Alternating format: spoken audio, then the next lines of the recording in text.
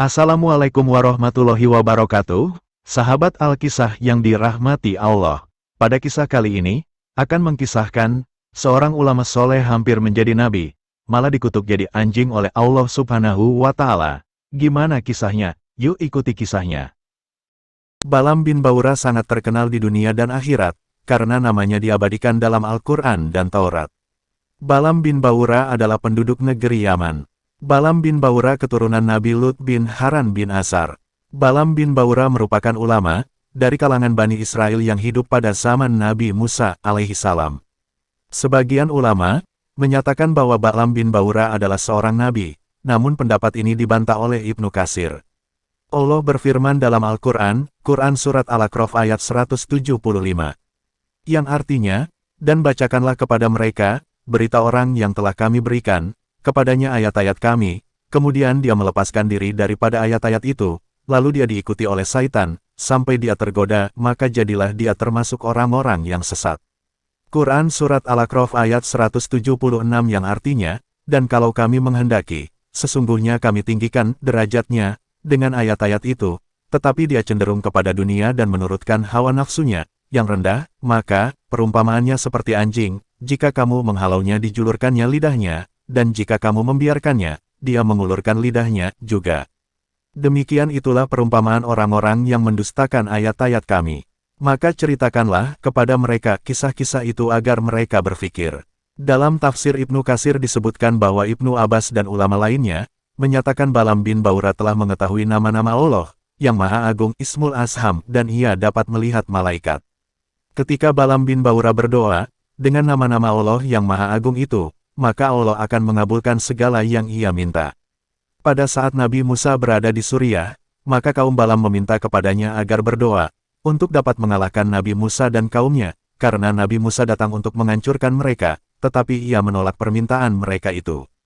Mereka terus mendesaknya, hingga akhirnya Balaam menaiki kuda, dan berangkat menemui Nabi Musa.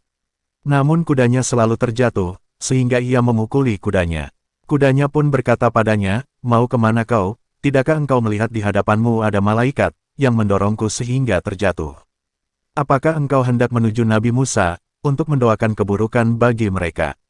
Balaam tidak peduli ucapan kudanya itu, ia tetap pergi ke puncak bukit Husban. Balaam melihat Nabi Musa dan pasukannya, dari atas bukit itu, dan mendoakan keburukan kepada Nabi Musa. Namun Allah Subhanahu wa Ta'ala, membuat lidah Balaam menjadi keluh dan kaku, sehingga lidahnya malah mendoakan kebaikan pada Nabi Musa, dan mendoakan keburukan kepada kaumnya Balaam sendiri. Oleh sebab itu kaumnya mencaci maki Balaam. Akhirnya Balaam meminta maaf kepada kaumnya, dan menyatakan itu di luar kendalinya. Balaam berkata, "Sekarang lenyaplah bagiku kebaikan dunia dan akhirat, tidak ada yang tersisa kecuali tindakan makar dan tipu daya." Bukannya bertaubat, Balaam memerintahkan kepada kaumnya untuk menghiasi wanita mereka, dan wanita itu dikirim pada pasukan Nabi Musa, menurutnya agar mereka berzina. Ketika pasukan Nabi Musa berzina, maka pasukan Nabi Musa akan kalah, karena dilaknat Allah. Setelah kaum wanita memasuki perkemahan pasukan Nabi Musa, maka ada seseorang terpesona lalu bangkit seraya memegang tangannya dan membawanya kepada Nabi Musa. Orang itu berkata pada Nabi Musa, "Aku kira kamu akan mengatakan bahwa wanita ini haram bagiku." Nabi Musa berkata, "Benar, wanita ini diharamkan bagimu." Orang itu berkata, "Demi Allah, untuk yang satu ini aku tidak menaatimu." Allah pun mengirimkan wabah penyakit kepada Bani Israel. Fanhasyah bin Al-Aizar bin Harun pembantunya Nabi Musa pun, membunuh para pelaku zina tersebut. Kemudian, Fanhasa berdoa, "Ya Allah, demikianlah yang kami lakukan, terhadap orang yang mendurhakaimu." Penyakit wabah pun hilang dari mereka.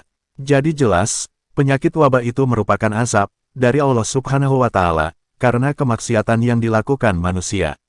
Allah Subhanahu wa Ta'ala kemudian mengubah Balaam bin Baura yang sebelumnya manusia mulia, yang hampir mencapai derajat kenabian, namun pada akhirnya ia berubah wujud menjadi seekor anjing, dan ia mati sebagai anjing dengan lidah yang menjulur. Allah Subhanahu wa Ta'ala berfirman dalam Quran Surat Al-A'raf ayat 176-177 yang artinya, "Maka ceritakanlah kisah-kisah itu, agar mereka berpikir." Amat buruk perumpamaan, orang-orang yang mendustakan ayat-ayat kami dan kepada diri mereka sendirilah mereka berbuat zalim. Ibnu Katsir, Dalam tafsirnya menyatakan, barang siapa yang keluar dari kerangka ilmu dan petunjuk menuju kepada nafsu syahwat dirinya dan memperuntukkan hawa nafsunya, maka dia menyerupai anjing, dan orang yang mendustakan ayat Allah juga akan lebih buruk daripada perumpamaan seekor anjing. Balaam bin Ba'ura dijadikan anjing oleh Allah Subhanahu wa Ta'ala karena ia menjadi ulama yang menjual ilmunya untuk mendapatkan dunia. Naudzubillahi min dzalik.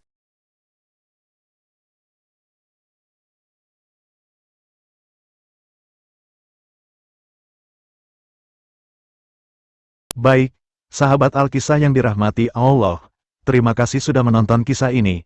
Semoga bermanfaat. Jangan lupa untuk subscribe, like, komen, dan share, tentunya. Syukron.